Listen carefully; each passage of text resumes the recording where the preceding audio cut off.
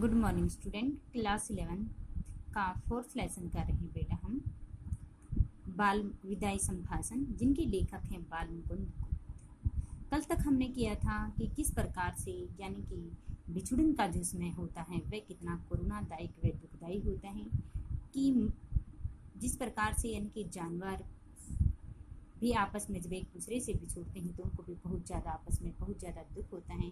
जैसे शिव शंभू के पास जब दो गायें थी, कमज़ोर और एक शक्तिशाली गाय, उनके बारे में बताया गया कि जब शक्तिशाली गाय को उसने पुरोहित के दे दिया था तो उस समय वह कमज़ोर गाय ने भी उस समय भूखी रही थी पूरे दिन, उसने कुछ भी खाया पिया नहीं था।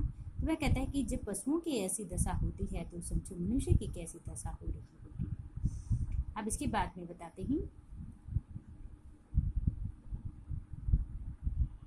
आपने कहा था कि यहाँ से जाते समय भारतवर्ष को ऐसा करके जाऊंगा कि मेरे बाद आने वाले बड़े लाटों को वर्षों तक कुछ करना न पड़ेगा। ये हमारा गद्यांश है यहाँ से लेकर के यहाँ तक। तो इसमें सबसे पहले हम इसका प्रसंग लिखेंगे। प्रस्तुत पद्यांश हमारी हिंदी की पाठ्य पुस्तक विदाई संभाषण नामक पाठ से ली गई हैं। इनमें इनके लेखक बाल मुकुंद गुप्त हैं। इन्होंने इन पंक्तियों में कि जब लॉर्ड कर्जन दूसरी बार भारत के वायसराय बनकर आ गए थे तो उस समय वापस आने के अवसर पर उनका जो कार्यकाल हुआ था उसके बारे में कटाक्ष करते हुए कहा गया है कि व्याख्या। आपने कहा था कि यहाँ से जाते समय, इसमें लेखक ने कहा है कि लॉर्ड कर्जन ने कहा था कि मैं जब इस भारतवर्ष को छोड़कर जाऊंगा तो उस समय मैं इस भारतवर्ष तो ऐसा करके जाऊंगा कि यहाँ पर आने वाले किसी दूसरे व्यक्ति को कुछ भी नहीं करना पड़ेगा, कि भारतवर्ष को आपके आने के वाले वायसराय में को कुछ नहीं करना पड़ेगा और सुखपूर्वक वह अपना जीवन व्यतीत कर रहेंगे। मेरे बाद आने वाले लाटों को कुछ नहीं, यानी कि मेरे बाद आने वाला दूसरा जो इस भारतवर्ष के अंदर वायसराय बनेगा, जिसका शासन चलेगा, वह कहते कि उसको कुछ नहीं करना पड़ेगा। वे कितने ही वर्षों सुख की नींद सोते रहेंगे, वे काफ़ी सालों तक सुखपूर्वक अपना जीवन व्यतीत करते रहेंगे। लेकिन सब कुछ क्या हो गया, इसके विपरीत हो गया है। किंतु बात उल्टी, सब कुछ क्या हो गया, इसके विपरीत हो गया है। आपको स्वयं इस बार बेचैनी उठानी पड़ी, यानी कि आपको क्या हुआ, इस बार बहुत ज़्यादा दुखों का सामना करना पड़ रहा है। और इस देश में जैसे अशांति आप फैला चले हैं, यानी कि भारतवर्ष के सभी लोग लॉर्ड कर्जन को क्या करेंगे, आप इस देश में जाते जाते भी अशांति बुराइयां फैला कर जा रही हैं। आपने कभी भी भारतवासियों की कोई भी चिंता नहीं की, कभी आपने उनके बारे में नहीं सोचा किस प्रकार से सुखपूर्वक, केवल अपने अपने बारे में सोचते रहते थे कि किस प्रकार से सुखपूर्वक जीवन व्यतीत कर सके। उसके मिटाने में आपके पद पर आने वालों को न जाने कब तक नींद और भूख हराम करना पड़ेगा। मैं कहते कि इस अशांति आपके आने के बाद जो दूसरा वायसराय इस भारतवर्ष के अंदर आएगा, आपने जो बुराइयां फैला रखी हैं उन बुराइयों को मिटाने के लिए नहीं पता उनको कितने साल भी लग सकते हैं। नींद और भूख हराम करना पड़ेगा, यानी कि उसे तो अपने रातों की नींद और अपनी भूख सब कुछ छोड़ना पड़ेगा, और तभी हमारे देश में भारतवर्ष में फैली हुई जो बुराई होती है, जो अशांति होती है, वो मिट सकती है।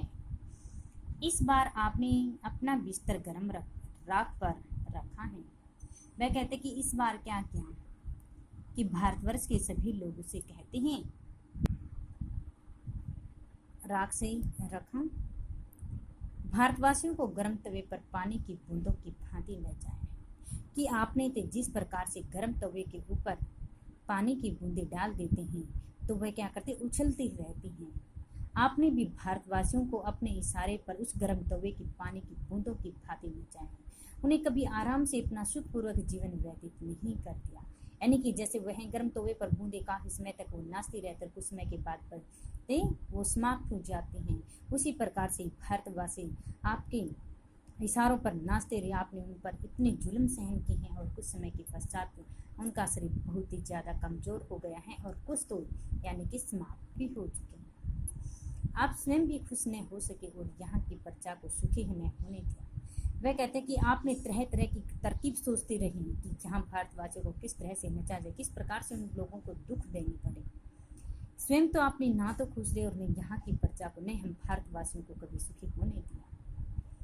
इसका लोगों के चित्त पर बड़ा ही दुख है, चित्त हृदय। वह कहते इसका प्रजा को कभी सुखी नहीं होने दिया है, इसका यहाँ के लोगों के हृदय पर बहुत अधिक गहरा प्रभाव पड़ता है कि किस प्रकार से आपने उनके साथ ही ऐसा कार्य किया है। तो इसके बाद में फिर आपने विशेष लिखना है कि इसमें लॉर्ड कर्जन जब दूसरी बार भारतवर्ष में आते हैं तो भारत में आने पर वे बहुत ज़्यादा दुखी हो जाते हैं। मुहावरों का प्रयोग किया गया है, व्यंग्यात्मक शैली है, तत्सम तद्भव शब्दों का भी प्रयोग किया गया है। इसके बाद में इसके क्वेश्चन आंसर हैं। इसी के क्वेश्चन आंसर हैं, दूसरी बार वायसराय बनने पर लॉर्ड कर्जन ने क्या वायदा किया था? कि दूसरी बार जब लॉर्ड कर्जन बॉम्बे पहुंचे तो उन्हें बड़े बड़े वादे किए थे। उन्होंने कहा था कि हम भारत से जब लौटेंगे तो भारत के अंदर इतना विकास कर जाएंगे कि आने वाले समय में जो भी दूसरा वायसराय आएगा बनेगा उसको काफ़ी सालों तक कुछ नहीं करना पड़ेगा, सुखपूर्वक सुख की नींद वह सो सकेगा। यहाँ किस बात को उल्टा कहा गया है कि लॉर्ड कर्जन ने जो वादे किए थे वे सारे के सारे क्या हो गए, उसके बिल्कुल विपरीत हो गए, उल्टे हुए। कि लॉर्ड कर्जन ने इस समाज में विकास करने के लिए इसके विपरीत कार्य किए थे। कोई भी विकास कार्य वहाँ पे नहीं हुआ है। जब लॉर्ड कर्जन भारत गए तो चारों तरफ क्या हुआ था, अशांति का जो वातावरण वो फैला हुआ था, आए थे तब। और उसके आने वाले वायसराय ने इस शांति को दूर करने के लिए क्या किया, अपनी रातों की नींद भी हराम कर दी। बिस्तर गर्म राख पर रखने तथा गर्म तवे पर पानी की बूंदों की भांति नचाने से क्या तात्पर्य? कि बिस्तर गर्म रखने से तात्पर्य है स्वयं कष्ट उठाने से। कि लॉर्ड कर्जन ने स्वयं तो कष्ट उठा ही रही थी, वह जिस प्रकार से गर्म तवे पर पानी की बूंदें नाचती रहती हैं और कुछ समय के बाद समाप्त हो जाती हैं, उसी प्रकार से लॉर्ड कर्जन भी वे भारतवासियों को अपने इशारे पर ऐसे ही नचा रहे हैं कि उन्होंने कहा कि ना तो उन्हें सुखपूर्वक अपना जीवन व्यतीत किया है और ना ही दूसरों को सुखपूर्वक अपना जीवन व्यतीत करने दिया है। विचारिए तो क्या शान आपकी इस देश में थी और अब क्या हो। यानी कि लेखक कहते हैं कि लॉर्ड कर्जन से कि आपके इस देश के अंदर कितना मान सम्मान था और अब आपकी क्या दशा हो गई है, कितने ऊंचे होकर आप कितने नीचे गिर गए हैं। यानी कि आप सब भारतवासियों पर शासन चलाने वाले और आज स्वयं ही उस पद से गिर चुके हैं। अलिफ लैला के अलाउद्दीन ने चिराग रगड़कर और अबुल हसन के बगदाद के खिलाफ की गद्दी पर आंख खोलकर वह शान ने देखी जो दिल्ली दरबार में आपने देखी। आपकी और आपके लेडी की कुर्सी सोने की थी, आपके प्रभु महाराज के छोटे भाई और उनकी पत्नी की चांदी की थी। आप दाहिने हाथ थे, वह बाई, आप प्रथम थे, वह दूसरे। इस देश में स्वयं रईसों ने आपको सलाम पहले किया और बादशाह के भाई को पीछे किया।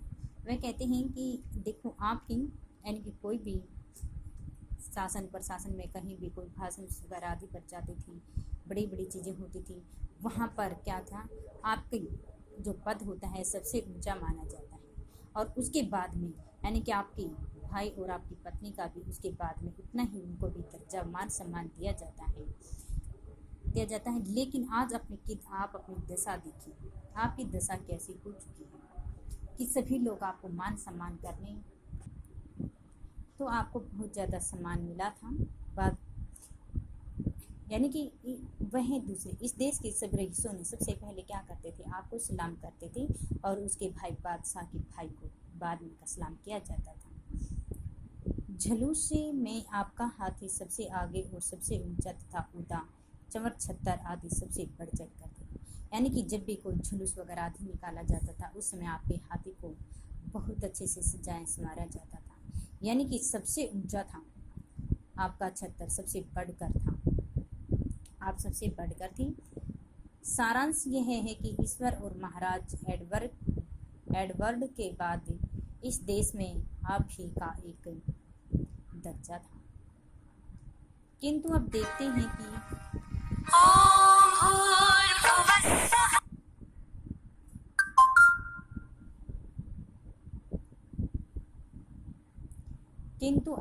हैं कि जंगी लाट के मुकाबले में आपने पटखनी खाई, सिर के बल नीचे आ रहे हैं, आपके स्वदेश में वही ऊंचे माने गए। आपको साफ नीचा देखना पड़ा, पद त्याग के धमकी से भी ऊंचे न हो सके।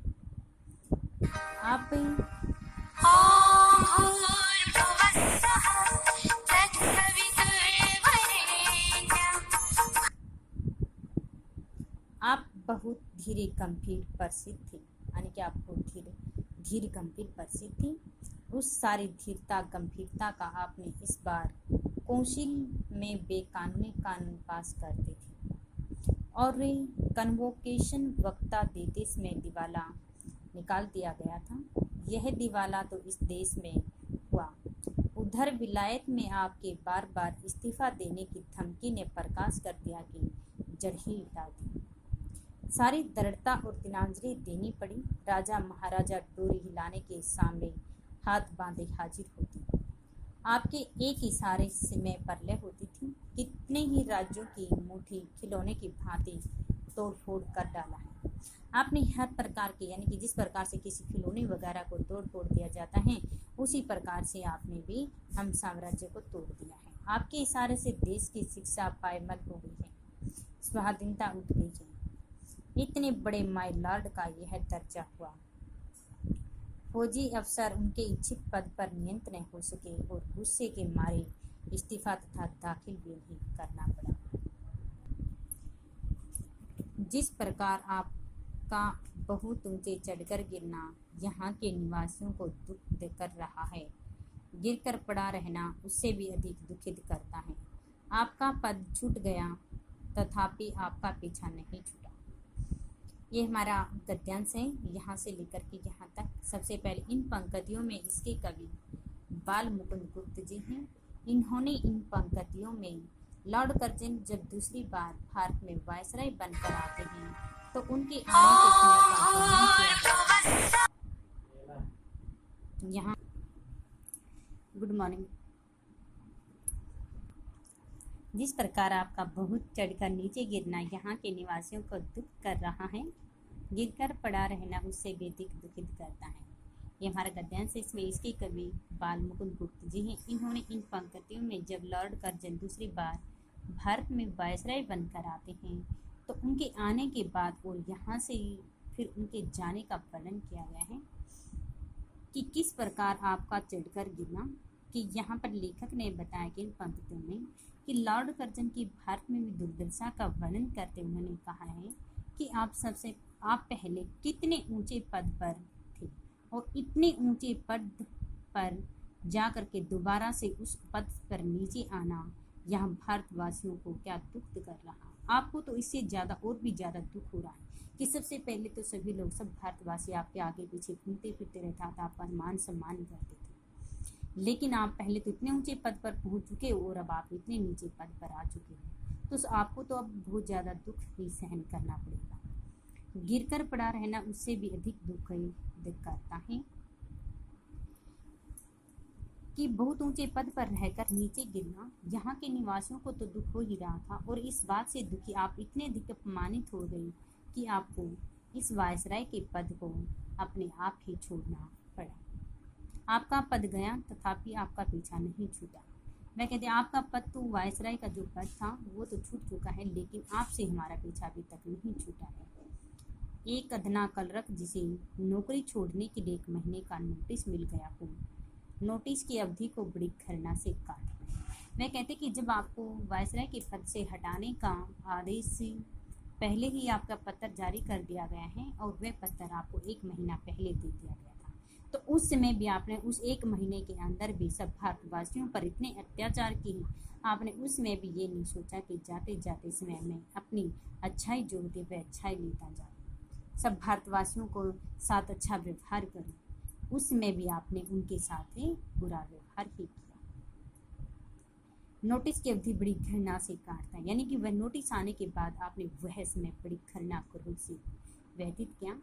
आपको इस समय अपने पद पर रहना कहाँ तक पसंद है। वह कहते हैं कि लेकिन अब आपको इतना होने के बाद, आपका नोटिस आने के बाद भी आप स्वयं अपने इस पद से क्यों नहीं छोड़ देते हैं। आपको क्यों ही इस पद से इतना लगाव है और आप यहाँ रहना क्यों पसंद करते हैं। यह आप ही जानते होंगे अपनी दशा पर आपको कैसी घृणा आती है। अब आपको अपनी दशा पर कितना क्रोध, घृणा, लज्जा आदि आ रही है कि यदि मैं इन भारतवासियों के साथ अच्छा व्यवहार करता तो काफ़ी साल तक मैं भारत में वायसराय बनकर रह सकता था, लेकिन मैंने इनके साथ ऐसा कार्य किया है। वह कहते जो इस संसार के अंदर आता है उसका एक न एक दिन अंत तो अवश्य ही होता है। इस बात के जान लेने का इन देशवासियों को अवसर नहीं मिला,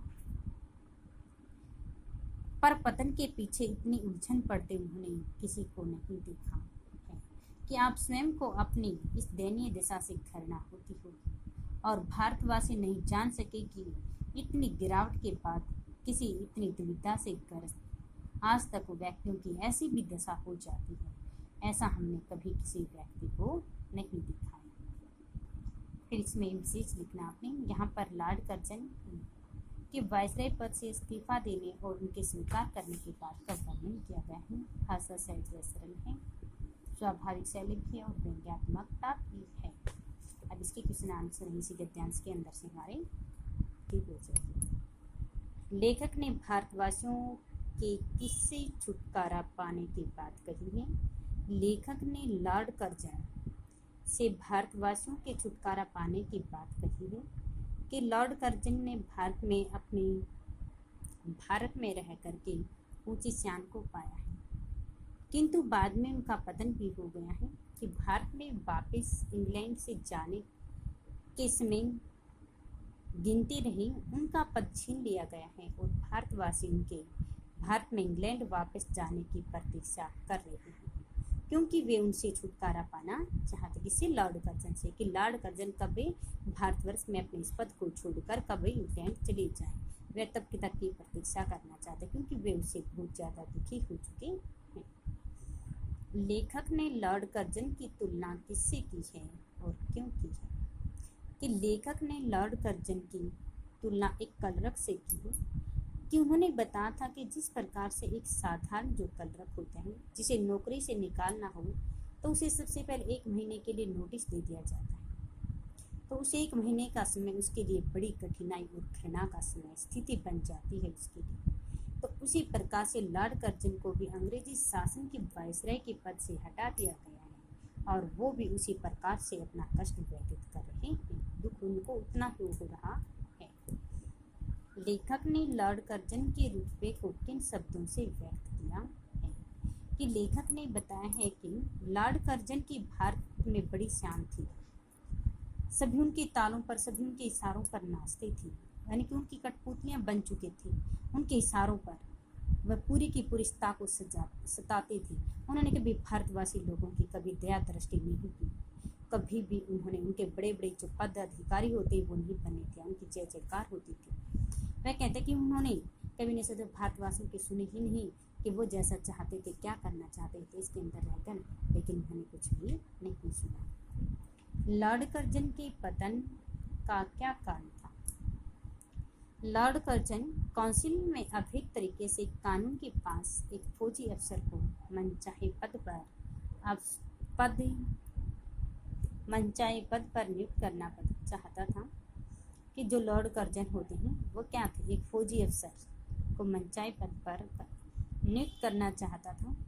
अंग्रेजी साम्राज्य ने उनकी बात को स्वीकार नहीं किया था और इस्तीफा देने की उसे धमकी भी दी थी। अब इनके हमारे क्वेश्चन आंसर हैं। इसमें जितना हमने लेसन पढ़ा है कि शिव शंभू की 2 गायों के माध्यम से लेखक क्या कहना चाहता है। उसने बताया था कि शिव शंभू के पास 2 गायें होती हैं एक तो लेखक भारत के तत्कालीन वायसराय लॉर्ड कर्जन से यह बताना चाहता है कि भारत देश में शत्रु के बिछुड़ने पर भी दुख का अनुभव होता है, कि वो लोगों के साथ कितना अत्याचार करता था उन पर, लेकिन उसके बिछुड़ने का समय आज भी लोगों को वह दुख दे रहा है। कि जिस प्रकार से शिव शंभू के पास दो गायें थी, एक बहुत बलशाली थी, एक कमजोर थी। वह जो बलशाली शक्तिशाली जो गाय थी, वह कमजोर गाय को क्या करती थी, हर रोज मारती रहती थी। तो एक दिन उसने पुरोहित को वो शक्तिशाली गाय बेचती होती है, लेकिन उसके जाने के बाद वह जो कमजोर गाय होती है, वह अपना खाना पीना सब कुछ छोड़ देती है। उसे उसके जाने का बहुत ज़्यादा दुख होता है, जबकि वो उसे हर रोज क्या करती थी, टक्कर मारती रहती थी। लेकिन उसे वो दुख विदाई के समय में कहते कि यानी कि सभी प्रकार के दुख दर्द की भावना भूल दी जाती है। सिर्फ क्या होते हैं उसमें, केवल प्रेम की भावना ही नजर आती है। मैं कहते कि जब पशु पक्षी आपस में जब बिछुड़ते हैं तो सभी प्रकार के वैरभाव को भुला देते हैं। उसी प्रकार से जब इनको इतना ज़्यादा दुख होता है तो मनुष्यों की देखो उस समय क्या दशा हो रही है, कि भारत में रहते लॉर्ड कर्जन भारत में रहते हुए भारतवासियों पर बहुत दुख पहुंचा रही थी। लेकिन जब आज वह इस देश से विदा हो रहे हैं, उनकी विदाई हो रही है, तो भारतवासियों को बहुत ज़्यादा दुख भी हो रहा है। अगला है, लॉर्ड कर्जन को इस्तीफा क्यों देना पड़ गया था, कि क्या कारण था जो लॉर्ड कर्जन को इस्तीफा देना पड़ा। कि लॉर्ड कर्जन भारत में अंग्रेजी साम्राज्य के वायसराय बनकर आए थे। उन्होंने भारत में अंग्रेजी राज्य की जड़ें मजबूत करने और उनका वर्चस्व स्थापित करने में हर संभव प्रयास भी किया था। उन्होंने क्या किया था, अंग्रेजी साम्राज्य की खूब नींव हिला दी थी, स्थापित किया था संभव। भारत के लोगों पर भी उन्होंने अनेक दमनकारी नीतियां बनाकर अपना अधिकार भी जमा लिया था। एक बार कौंसिल ने अपने मनपसंद का अंग्रेजी अफसर रखवाना चाहा, परंतु उनके कि ये क्या सोचते थे, चाहते थे, जिनको चाहते थे उनको नौकरी पर लगा देते थे, नौकरी के पद पर, जिनको चाहते थे बड़ा अफसर बना देते थे, और कुछ लोगों के साथ इतना बुरा व्यवहार करते थे। तो कहते थे एक बार कौंसिल में अपने मनपसंद का अंग्रेजी फौजी अफसर रखवाना चाहा, लेकिन अंग्रेजी साम्राज्य ने क्या कर दिया, मना कर दिया। उसमें उनकी दबाव बनाने के लिए उन्होंने क्या किया, इस्तीफे की बात देनी पड़ी। उनको दबाव बनाना चाहता था कि नहीं तो मैं इस पद से क्या हो जाएगा, इस्तीफा दे दिया जाएगा। तो उस समय क्या किया, अंग्रेजी सरकार ने उनकी बात को मानना पड़ा। अंग्रेजी सरकार उनकी बात मान लेगी, लेकिन ऐसा नहीं हुआ। उसने सोचा था कि मैं इनको ऐसे धमकी दूंगा कि मैं इस पद को छोड़ दूंगा, मैं इस्तीफा दे दूंगा, ये कार्य करूंगा, तो उसके बाद में अंग्रेज जो लोग होते वो मेरी बात को मान लेंगे और मुझे अच्छा अफसर इसको बना देगी। लेकिन अब क्षुब्ध होकर उसे इस्तीफा दे दिया गया, लेकिन वापस वह इंग्लैंड चले। इस कारण से लॉर्ड कर्जन ने अपना इस्तीफा दे दिया और वापस से लॉर्ड कर्जन इंग्लैंड चले जाते। अगला है, विचारिए तो क्या सियान आपके इस देश में भी थे और अब क्या हो गई है, कितने ऊंचे होकर कितने नीचे गिरे। कि लेखक यहाँ लॉर्ड कर्जन को संबोधित करते हुए कहता है कि कुछ समय पहले भारत और ब्रिटिश साम्राज्य में आपकी बड़ी धाक थी। वह कहता है कि आपका रूप था, आपका ही शासन था, आप लोगों के साथ जैसा व्यवहार करना चाहते थे वैसा व्यवहार आपने किया है, सब कुछ आपका ही था। लेकिन अब आपने अपना मान सम्मान सब कुछ खो दिया है। लेकिन अब आपने क्या किया, अपना मान सम्मान सब कुछ खो दिया है, अब आपके पास कुछ भी नहीं है। वो किस लिए, अपने कारण आपने क्यों खोया अपना मान सम्मान। यदि आप उन लोगों के साथ अच्छा व्यवहार करते तो वो लोग भी क्या करते, आपके बारे में सुनते, मानते। लेकिन आप उनके ऊपर क्या थे, उन भारतवासियों पर अत्याचार करते थे, तो वो इतने ज़्यादा दुखी हो चुके थे वो लोग, वो आपको देखना तक भी पसंद नहीं करते थे। तो केवल मान सम्मान तो आपने ही खोया। आपका भारत में बड़ा रुतबा था, आपकी और आपकी पत्नी की को देखो, आपका कितना मान सम्मान था कि यहाँ पर रुतबा आपका इतना था, आपकी और आपकी पत्नी की कुर्सी थी, किस चीज़ की थी, सोने की थी। यहाँ के सभी रईस आपको क्या सबसे पहले सलाम भी आपको किया जाता था। आपकी पत्नी की कुर्सी चांदी की थी और अपने भाई की कुर्सी भी चांदी थी। जब कोई भी जुलूस वगैरह आदि निकाला जाता था तो उस जुलूस में सबसे जो ऊंचा हाथी होती है आपका ही माना गया था। वो चवर ऊपर चढ़कर, लेकिन ईश्वर और महाराज एडवर्ड के बाद अगला स्थान वह कहते कि भगवान के लोगों ने क्या क्या था, या तो भगवान को सबसे पहले भगवान को दर्जा देना चाहिए, लोगों ने क्या किया, लेकिन भगवान और एडवर्ड महाराज इन सभी के बाद में स्थान उनके बाद में वो आपको देते थे, आपको मानते थे। परंतु बाद में यह भी एक फौजी अफसर की कि आपके कहने पर ब्रिटिश सरकार ने नहीं रखा। इससे भारत और ब्रिटिश साम्राज्य दोनों जुगों का अपना क्या हो गया था, अपमान हो गया था, और इसलिए आप ऊंचे पद पर होकर भी नीचे गिर गए थे। आगे हैं, बताया गया था कि आपके और यहाँ के निवासियों के बीच कौन सी तीसरी शक्ति थी। ये बताया था कि लेखक ने कि ब्रिटिश साम्राज्य में रानी विक्टोरिया इंग्लैंड में बैठे बैठे भारत पर अपना क्या कर रही थी, शासन चला रही थी, लोगों को वह आदेश दे रही थी। लेकिन लॉर्ड कर्जन को क्या हुआ, इस वायसराय के पद से हटाना भी उनके संकेतों के आधार पर था। उसे भारत को छोड़कर जाना था, भारतवासियों की उम्मीद थी। लॉर्ड कर्जन को भी भारत को छोड़कर जाना पड़ा और भारतवासियों को भी उम्मीद थी कि वह ऐसा हो जाएगा। इसमें ब्रिटेन साम्राज्य को चलाने वाली सर्वोच्च शक्ति इंग्लैंड से ही रह गई थी, और उसमें लेखक ने उसकी तीसरी शक्ति कहा है। इसके हमारे ऑप्शन टाइप क्वेश्चन है कि विदाई संभाषण पाठ के लेखक कौन हैं। बालमुकुंद गुप्त। कौन है इनके लेखक? बालमुकुंद गुप्त हैं। बालमुकुंद गुप्त का जन्म कब हुआ था? 1865 ईस्वी में बालमुकुंद गुप्त का जन्म हुआ था। बालमुकुंद गुप्त का जन्म बताएगी कहाँ पे हुआ था? गुड़ियानी गांव में हुआ था। गुप्त राष्ट्रीय नवजागरण के सक्रिय क्या थे? पत्रकार भी माने जाते हैं। बालमुकुंद गुप्त का निधन कब हुआ? 1907 ईस्वी में उनका उस महान साहित्यकार का निधन हो गया था। आप इस देश से अलग होते हैं का आशय क्या है? यहाँ से भगाए जाना। कि हम भारतवासी लोग सभी ये सोचते कि थे कि आप इस देश से अलग हो जाएं। लेखक के अनुसार वायसराय और इस देश के निवासियों के बीच कौन सी शक्ति थी? उसने बताया था कि उनके बीच में तीसरी शक्ति थी। तीसरी शक्ति वो किसको मानता है? भगवान को मानता है। कि आप क्या सोचते हैं कि आपके बाद में तीसरी शक्ति एक और भी है, यानी कि भगवान। कि वो सोचते हैं कि आप भी भारतवासियों के साथ ऐसे अत्याचार कर रहे हो तो भगवान आपको जरूर देखते हैं। कि इस संसार में जिसका आप सोचते हो कि मेरा तो कभी अंत होगा ही नहीं, तो वह कहते हैं कि इस संसार में जो आया है, जिसका जन्म हुआ है, एक न एक दिन उसका अंत तो होना ही है। लॉर्ड कर्जन भारत में कितनी बार आए थे? 2 बार ही आए थे। कितनी बार आए थे? 2 बार। बिछुड़ने के समय वैरभाव छूटकर किसका रस का आविर्भाव होता है? शांत काम। यदि विदाई के समय उसने बताया कि करुणा का दृश्य होता है, उस समय हमें सभी प्रकार के वैरभाव को भूल करके केवल उनके प्रति अपनी दया भावना दिखानी चाहिए।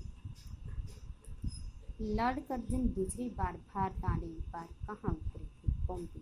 जब दूसरी बार भारत आए थे कहाँ पे उतरे थे? पॉम्पी में। लॉर्ड कर्जन इस देश में क्या फैला चले थे? है शांति। उसने कहा था कि लॉर्ड कर्जन भारत में बुराई, भ्रष्टाचार, बेईमानी आदि चीज़ें फैला कर जा रहे हैं। और लॉर्ड कर्जन उसने कहा कि दूसरा यदि कोई बंदा आएगा तो वही समाज में इन बुराइयों को मिटाने के लिए उनको काफ़ी समय लग जाएगा। उनकी रातों की जो नींद होती वो भी क्या हो जाएगी? वो भी हराम हो जाएगी। लॉर्ड कर्जन ने भारतवासियों को गर्म तवे पर किसके समानना चाहा? पानी की बूंदों के बाद। कि जिस प्रकार से गर्म तवे पर पानी की बूंदें पर डाल देते हैं तो वो क्या करती रहती? उछलती रहती हैं, नाचती रहती हैं। उसी प्रकार से भी लॉर्ड कर्जन ने भी उन लोगों को उन पानी की बूंदों की भांति ही नचाया। कभी उनका सम्मान नहीं किया, कभी उनकी कोई भी बात नहीं सुनी। लॉर्ड कर्जन और उनकी डैडी की कुर्सी किसकी मानी जाती? सोने की थी उनकी कुर्सी। जुलूस में लॉर्ड किस पर सवार होता था? हाथी पर। कि उनकी लॉर्ड कर्जन और उनकी कुर्सी तो किसकी थी? सोने की थी। उनके भाई की किसकी थी? चांदी की थी। ठीक है। और जब कोई भी जुलूस वगैरह आदि निकाला जाता था उसमें उनका हाथी भी सबसे ऊंचा होता था, सबसे आगे होता था, बहुत ही सुंदर होता था। तो ये है हमारा राइट आज का काम, यानी कि 11th क्लास में ये हमारे ऑप्शन टाइप गद्यांश और गद्यांशों के % राइट प्लस लर्न।